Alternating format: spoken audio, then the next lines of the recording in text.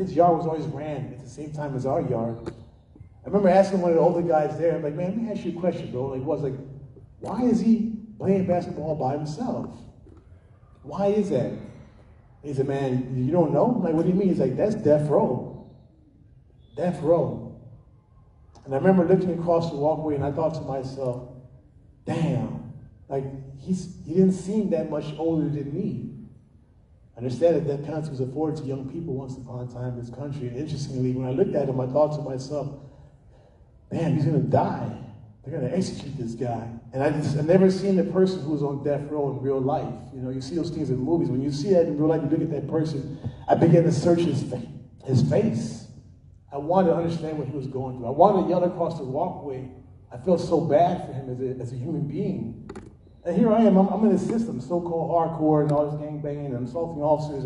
But the moment I saw someone who was in a worse circumstance that I was in, I felt a lot of sympathy in my heart. And I looked across that walkway and I kept looking at him. And I think thought to myself, like that's horrible. That's a horrible life to have, to know that someday they're going to wake him up and they're going to execute him.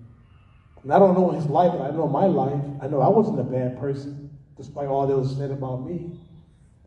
And I remember going back to my cell, and I just kept reflecting on this individual, and I got emotional, y'all. I started praying. I just felt so bad for him, and I thought to myself, Xavier, that's where you're going next. I felt it. I felt it in my soul, like that's where you're going to go next. Because remember, you all, if all that can happen to me by the age of 13, and if all that can happen to me by the time I'm 17, where the hell am I life going to be at 25? I'm going to be right there. This is happening fast, y'all. This is swift. My life is moving so I can barely keep up. I'm constantly met with dangers. I'm perceiving those. I'm responding to them. I'm aggressive. I'm violent. I'm so-called encouraged by all these things that they're saying about me. And lo and behold, I see my next step. It's 7 feet away from me, right across the walkway. I'm going to be there next. And the reason why is because if these guys walked up to me and said, hey, Speedy, grab this shank, go stab that officer, or go stab that inmate, or whatever, I would have had no choice but to do it. And they would have once again said, he's a monster. He deserves a death penalty. I understand that, you all. I would have had to muster up whatever I needed to muster up to do that. Because if I didn't do it, they would have killed me. Understand that, you all. And so when I began to reflect upon my life and how quickly it was going, I thought to myself, you know what, if I'm going to die, I'd rather die just putting forth my very first effort to do the right thing for my life. Let me just die for something good at least, you know? I remember I wrote a letter to population to my gang. I was a land king, understand? The culture of that gang is very violent and very aggressive, very structured. Loyalty was demanded. Love, honor, obedience, sacrifice, righteousness. If you step away from it, if you turn your back on the nation, you are an enemy. And I had to face that. And I wrote a long letter telling them that I'm growing up. I want to make right decisions for myself. I remember sending that letter to the population sounding courageous. I remember saying, if I have to accept the violation, I'm willing to accept what I got coming. All the while, I'm so scared inside, you all. All the while, I'm literally, physically, because of the stress, losing weight by the day. I don't know if y'all ever experienced stress so badly that you literally can't even eat. You can't even sleep. You don't even recognize yourself in the mirror. You know, and literally, you literally feel like you're about to walk into your own death. Because I didn't know what was going to happen when I came out of that hole. And I remember taking, on the day of my release from segregation, I ended up grabbing up my photo album. I understand the old school photo albums. I know the photo albums don't matter anymore, but inside the system, we had paper photos. And I'll never forget, I tore the binder out of the photo album, and I placed the cover and the bottom on top of each other. And I put 4 holes. And I tore my sheet, and I tore the thick lining of my sheet. And I tied one long string from the top of this one to that corner, and I put that behind my back. I put 2 additional strings, one on each side of the book cover, and I tied it behind my back. In other words, I created a barrier to protect my lungs, my heart, and other vital organs. But I thought to myself, if it's going to happen once. And I want to be able to protect my vital organs if and when they attack me. So when they woke me up in the morning, I was getting out of the hole, I was already ready. Mentally, spiritually, physically, I was terrified. But I remember memorizing this one verse. It says, no weapon that is formed against me will prosper. And every time it should rise up against me in judgment shall be condemned. I memorized so many Bible verses, y'all. And I called that thing on my chest, I called it my breastplate of righteousness. Like that's what I called it. I prayed over it. I literally knew that I was walking into the lion's den, and I was like, God, if this is what you want from me, I'm going to go through it. And I remember when I came out of the hole, I went to the West House, and I'm stepping into the West House, I'm standing there at the bottom of the gallery, and the officer's like, what gang are you? So I'm a Land King. He said, shh. He yelled to the top gallery, one of the guys came down. They gave me my cell. It wasn't an officer. My gang gave me my cell. And they knew I was coming out, and they were anticipating, waiting for me to come out. And as soon as I went into that cell, not long after, they ran West House Yard, and I hit the yard. As I'm walking to the yard, I'm surrounded by all my gang partners, you all. Understand, my life is in their hands now. And when we get to the West House Yard, they're walking me to the far reaches of the yard, far away from the gun tower. Understand, I'm so hyper vigilant. Every step away from the gun tower, that's that much more unsafe I feel. I'm at the furthest reach. I'm almost in the blind spot of the yard, you all, with all these guys. And I remember standing in the middle of the circle and them asking me, so what's this? You don't want to be a part of the nation no more. What's up? Like, they thought I was going through some emotional stuff in there. Like, you know, some of them were looking at me with sympathy. Others were looking at me like, man, fuck this dude, man, this bitch ass nigga. Like, a lot of them, the energy that I felt was mixed. Some of the guys who I knew growing up in the system, man, they just felt bad for me. They're like, damn, man, like, they felt helpless in being able to help me. No matter how much they loved me, they felt helpless.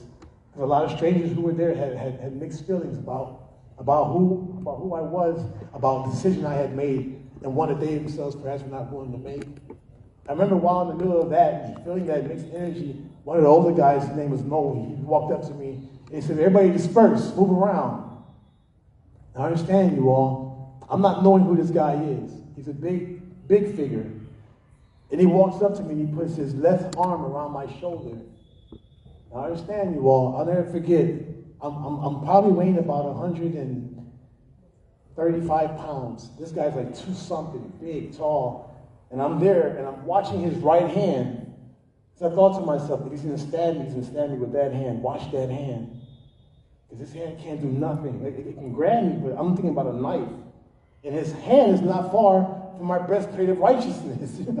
You know, like, he could have literally just reached over and felt that on my chest. I remember watching his hand. I'm looking, and I'm not even making eye contact with him. He said, man, you got a lot of heart, bro.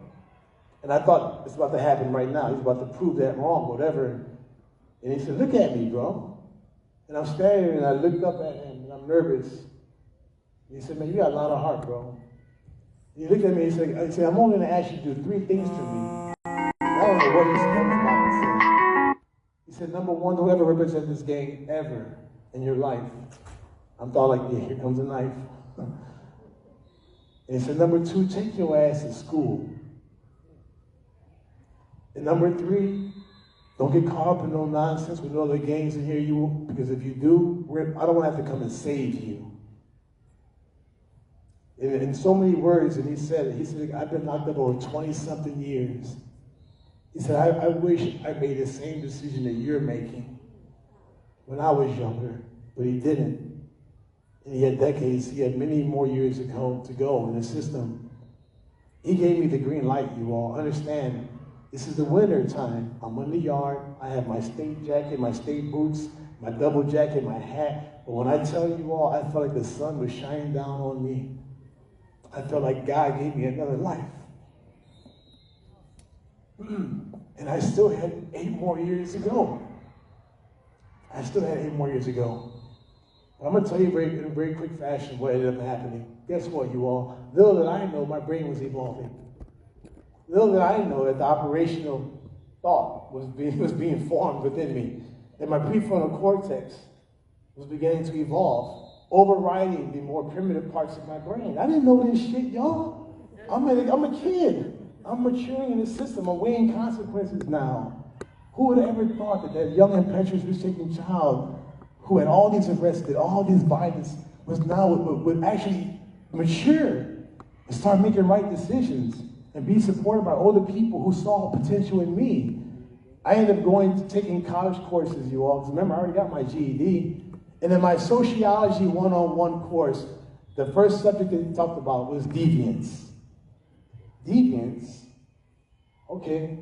Little did I know that poverty, social discord, all the things, anami, I think the concept was anami. Then I learned about suicide and how the more Protestant countries had more suicides than the Catholic ones. I started learning about communalism. I started learning about the importance of human connection. And I'm like, man, these motherfuckers know why I'm here. They know why I'm here. It's no surprise that I'm here. They know that growing up in poverty, experiencing trauma, having a lack of opportunity, all these things manifest in very devastating ways. It's no mystery. And yet they're stealing trillions of dollars across seas with not even an ounce of that in our communities. And I started to see myself as a political prisoner, interestingly. I damn near became a communist, y'all. As I began to grow and evolve and think about my life, I realized that I was targeted from the very beginning. I didn't have a judge like Honorable Judge Hicks. I didn't have, that type of intentionality in my life, the type of intentionality with which you all are approaching this. I began sharing about the important, amazing work of the Campaign for the Fair Sentencing of Youth, to end extreme sentencing for children, to catalyze just and equitable treatment of kids across the nation. And I want to tell you this, we are now moving. We're now leading this movement. When I joined the campaign, it was a mostly white, DC-based national organization of people who really cared about the issue. But now it's individuals like us, like my brother, Mr. Knight here, and others who are doing this work, and who are much like many in the room, really amazing thought leaders in this space who are fighting to ensure that you all can have a future, man, You all can have a future. And I hope you take heed. I hope you don't have to wake up one day in the cell and walk with a breastplate of righteousness to stand before a gang and to have to make a life decision that could cost you. I hope to the young people in this room, that if there's anything that you can learn, is this. You can come from a background of being this child who they once said was incorrigible, who they once demonized, to standing in front of an audience and speaking to your people and so many others about the importance of age-appropriate treatment. You can turn it around and be a guiding light to the nation. I never imagined myself in this position. Sometimes I wake up and feel unworthy of it. But I do this in memory of Pedro, and I do this in memory of the 13-year-old child that I once was. I love you all. I hope you continue to fight. And to the young people here, please know that you have great potential. I never saw this in my life, and I promise you to do 10 times more. You got a hell of a head start. You hear me? So, much love, y'all. I love you all.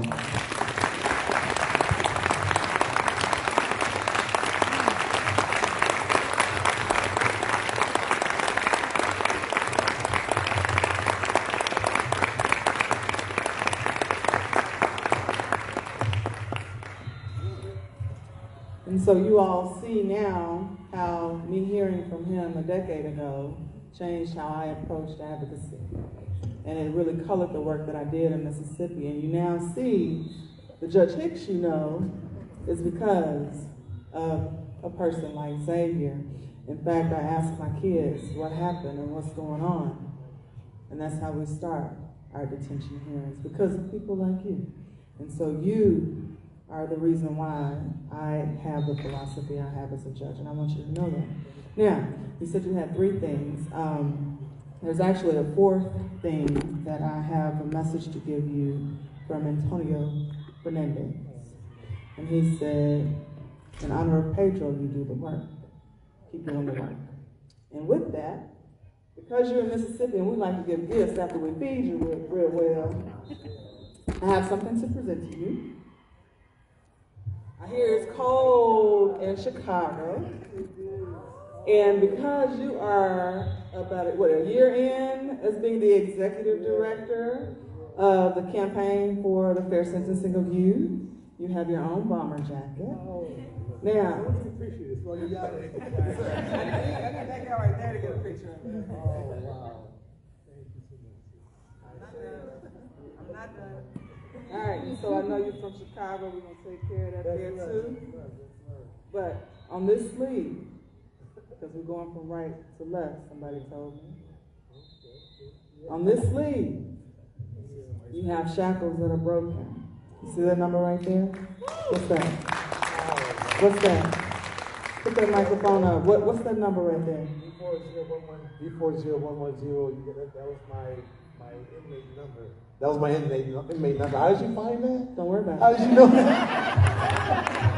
Oh my God. Come back here. This is a whole different level. Come back here. So the shackles are broken. We're going to go from right to left. Yeah. Left. Oh, wow. In honor of Pedro. Thank you.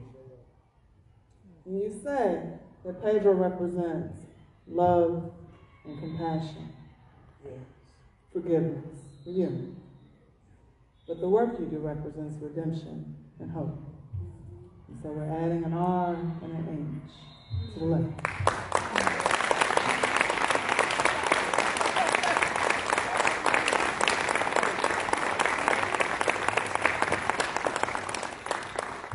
And I heard you 10 years ago when you said I was just a child.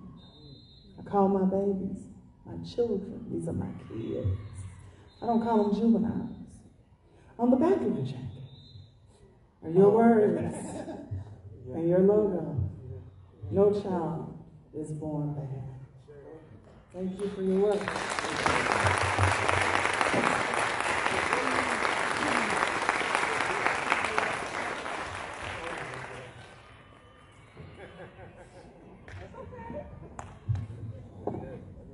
Yo, I'm floored. I'm done. I'm just gonna call up in the corner, cry, and just thank you so much, sis. I appreciate you. I'll just end by saying this. I've traveled the country, you all. I've spoken to so many audiences. This is the first time I've ever experienced not just something like this, but it's hearing and witnessing all the amazing work that you're doing. You all are a beacon of hope. You all can literally undo a lot of the unfortunate history and recreate a different one. Change the narrative, make a difference. Our kids were never monsters, they're never demons. And even much as we try to convince ourselves of that, at the end of the day, we're just kids, and we know no child's born bad. I love you, sis. Thank you so much. Appreciate it.